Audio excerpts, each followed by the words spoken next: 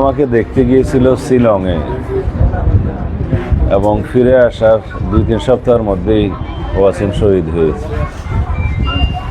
ওয়াসিমের মৃত্যু অর্থবহ মৃত্যু।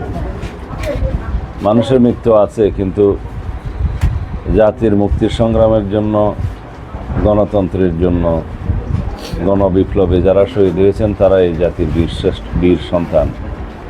এই জাতি তাদেরকে যতদিন এই দেশ থাকবে, স্বাধীনতা থাকবে, স্মরণ রাখবে। মা বাপকে সান্ত্বনা দেওয়ার ভাষা আমার নাই,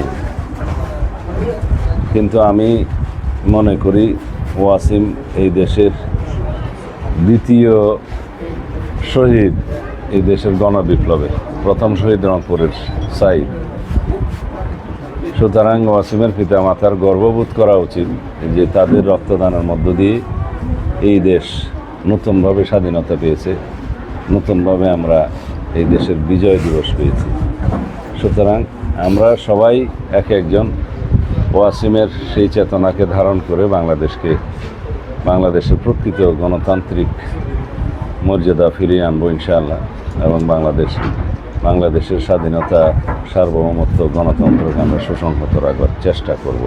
এটাই হবে আমাদের শহীদের রক্তের প্রতি সম্মান প্রদর্শন করার একমাত্র রাস্তা। ধন্যবাদ। পাশে থেকেই আমরা আমাদের সৌহার্দ্যপূর্ণ ছাত্র রাজনীতি শুরু করছি। আশা করছি ছাত্র রাজনীতির গুণগত পরিবর্তন হবে, ইতিবাচক পরিবর্তনকে, আমাদের যে ছাত্র দলের যে ইতিবাচক পরিবর্তন, সেই পরিবর্তনের মানসিকতাকে অবশ্যই সাধারণ শিক্ষার্থীরা সাধুবাদ জানাবে।